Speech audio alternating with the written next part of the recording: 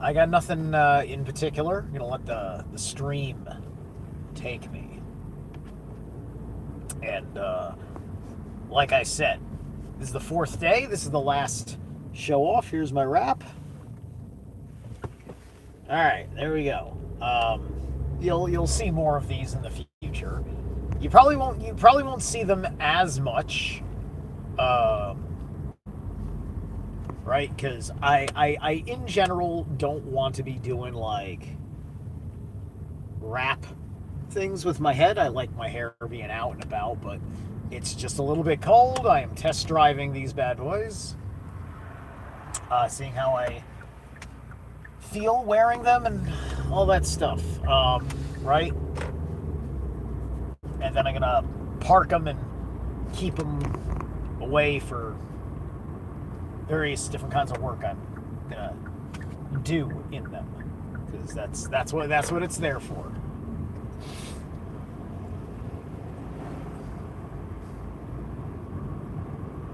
So we're now in Taurus. So the sun's out of Aries. So this changes the energy. I already feel it, right? I definitely feel the Taurus time of year that it is, and so everything that's hypercharged in Aries though is going to continue to color everything. And um, what makes this interesting is that it's being conjoined. People are talking about Uranus and Gemini, because I guess Uranus has now hit Gemini, or it's about to, um,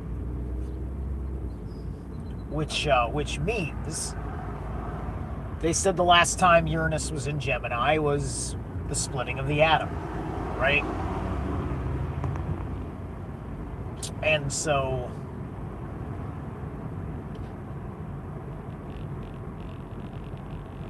we are looking at, with Saturn, Neptune, and Aries, um, man, we're looking at a very interesting. We're looking at a whole new way of waging war. Um, we're gonna be looking at effectively, war in the air is going to become asymmetrical. Asymmetrical warfare in the sky, right? Which makes a lot of sense, considering everything that has to be done to control the skies over the Strait of Hormuz, right? Um, I think we're going to start leaning very heavy on drones. We're going to basically be moving into. Um, we may be doing complete artificially intelligent operated automatons. Maybe. I mean, probably yes on the shadow side of it, but they will play it out more like a combination of the movie Toys with Robin Williams and the movie Surrogate with Bruce Willis. If you've not seen Surrogate, but both movies are kind of on the abstract spectrum, or the obscure spectrum. Toys is definitely on the abstract spectrum. It's the movie's set design was based on that surrealistic artist. Um,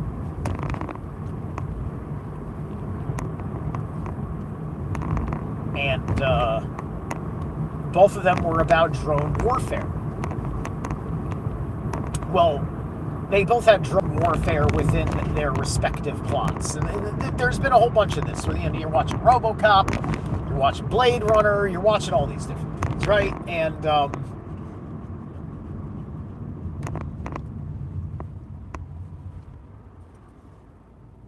so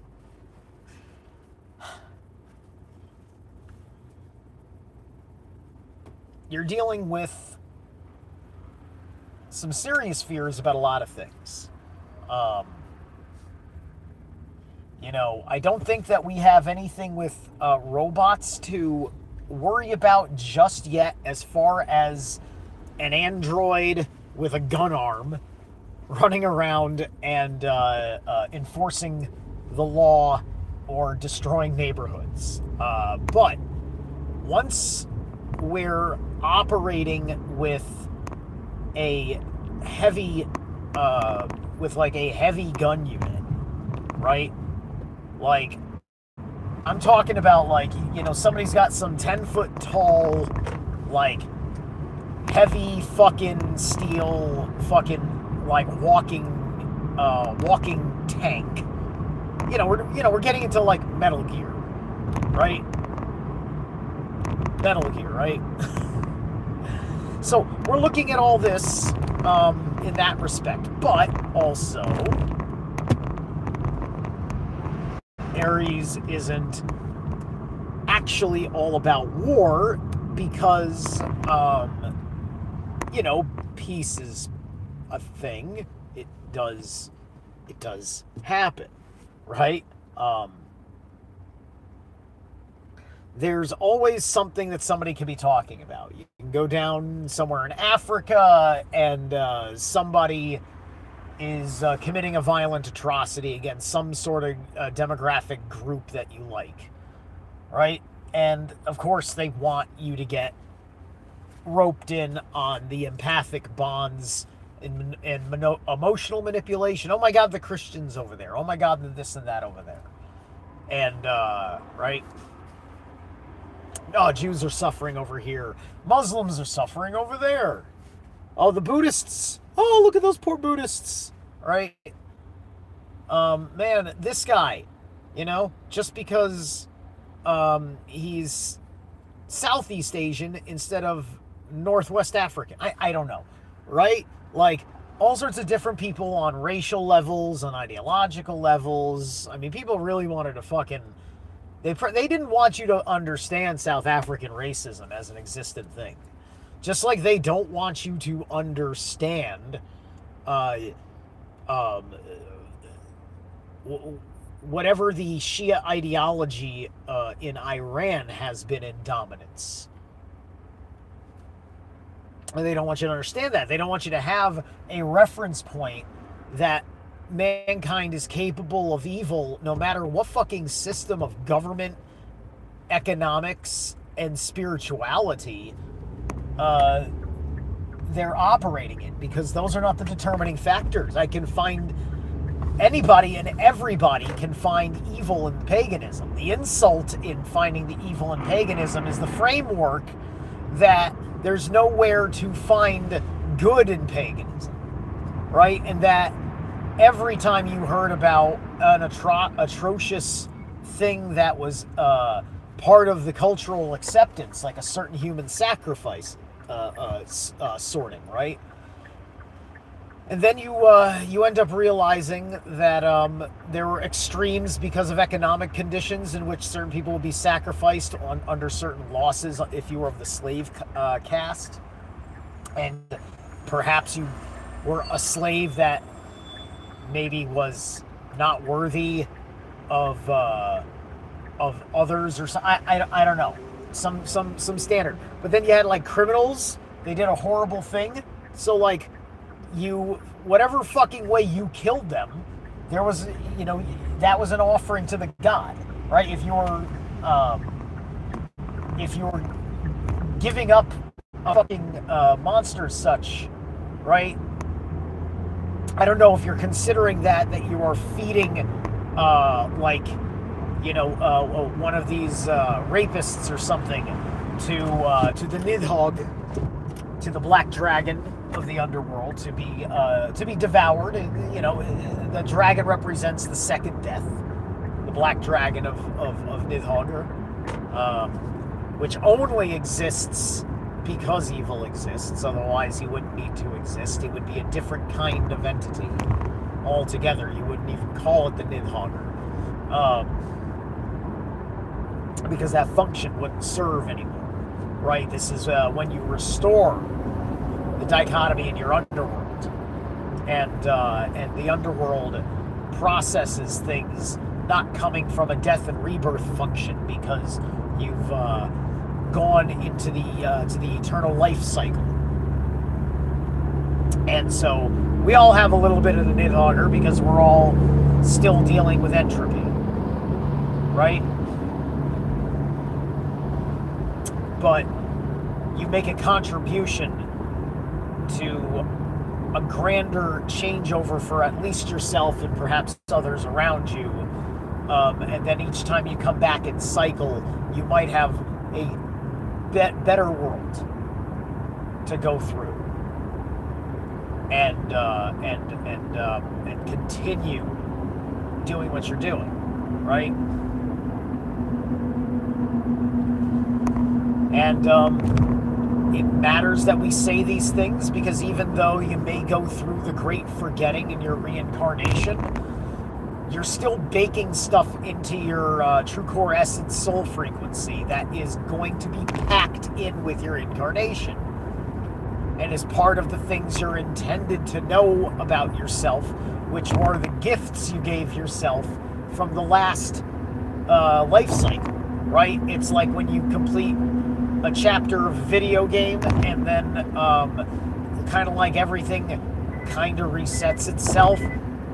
Or no, it's like when you beat like an open world game, and then after you've beaten the boss, you can go back and hang out in the open world, and it's a better place because you don't have to deal with all the roadblocks from the way the world was set up by the game designers before you beat the boss, right? This is the Elder Scrolls games, right? You run around the world in Elder Scrolls, and there's a threat of something, right? You're going to get attacked by a dragon. There is going to be a gate, an Asura gate. I think it was the Asuras. They had Asuras and Devas in Elder Scrolls, and they titled the demonic-looking ones accordingly. They gave them a big fucking gate to hell, and you had to go into the gate and fucking fight each one of these things as a mini-quest, and they'd pop up randomly all over the place, and they would keep popping up randomly until you beat the fucking main game, so those gates don't just start opening up everywhere in the landscape. Or you could do everything but beat the last quest, so you can max out on the boss fight by keeping all the extra challenges around. Depends on how much time you want to waste milking on the game. Back then, they gave you a quality game, but they also gave you a hardcore addictive investment in the replayability of the open world games, right? Which is why you got people today that are just like, they've been playing Skyrim for fucking, since it came out, they're still playing. I'm going to go back and do it this way with this kind of race and sex this time. And go through this cult initiation instead of that one. And, right? And I'm just like, it's like, this is why they're ruining all the fucking games, because somebody is trying to say, put this shit down, man. That's why they're ruining Star Wars. They're just like, put this shit down, man. And the only reason why we're having this discussion is because many, many years prior,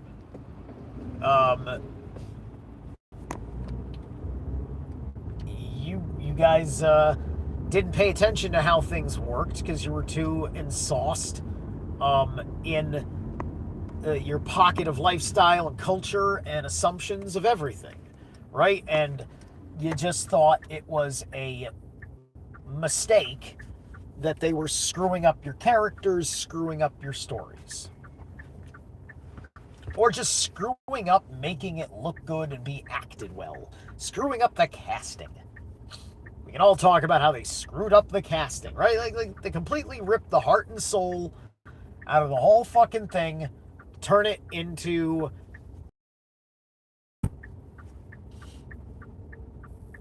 and then you're punished for it, because then you'll get a gem like Andor, 2 seasons of Andor, and they have to fuck up the second season because they have to end the show 3 fucking seasons early. 1 year of the Revolution is 1 season. 5 BBY. 5 years before Battle of Yavin. That's what it fucking means. And people scratch their heads, and didn't feel like it was rushed. They thought that was an acceptable ending. It's like, okay, you can't even fucking tell that they trashed it up, you know?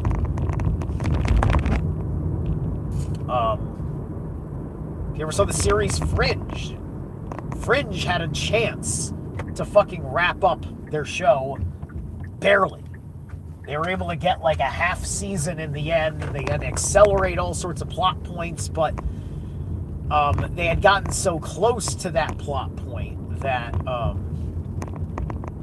that they at least were able to keep everything about its awesomeness contained without losing it, even though you got shorted on the exploration of all of these things. They at least put in all the mainline stuff to get you through it, right? And so you ended up doing real good with Fringe, right? For the whatever limited amount of seasons it was, right? Fringe gets cooking in season 2 when they really start metastasizing things and letting you see that the Men in Black was going to be an intriguing fucking thematic plot point. You didn't know to what extent, and you had no explanation yet to who these strange non-human type of pale men that seem human are.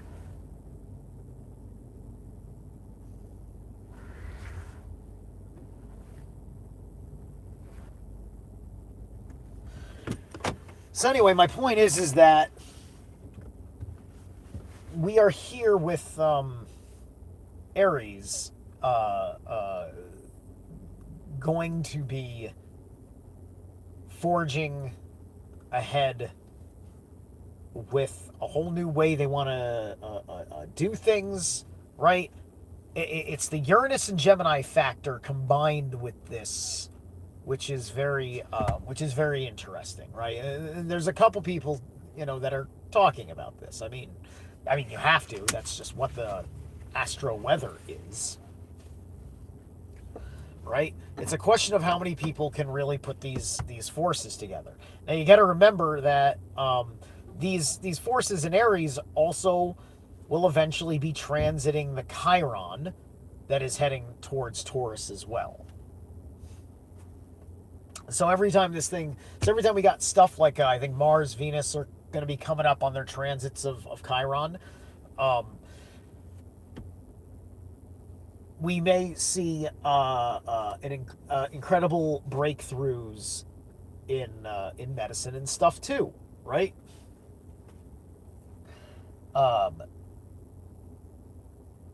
Aries is a highly volatile, thus highly, quote, excitable sign. We get extraordinarily excited by novelty, right?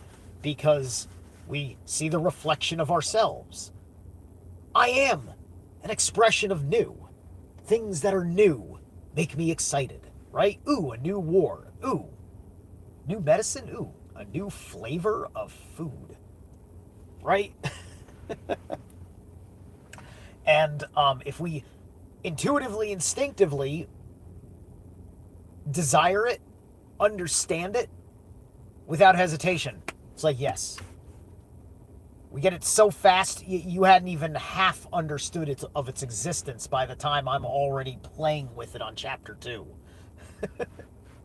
Right? That's Aries. When Aries knows and has hit that deciding point, it's like we're good.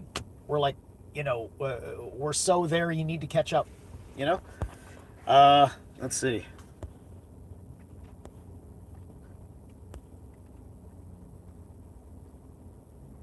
Alrighty. Cool stuff, yeah. Thank you. Yes, me? I'm Zeralath. And if you want to, find out what my parents call me. You'll just have to listen to my material for a long time until you hear me say it, because now that you've asked, I'm not going to tell you. You're going to have to find my name by listening to my content. Like, share, and subscribe. I'll catch you guys later. Hi, Tim, and yeah, hi, Tim.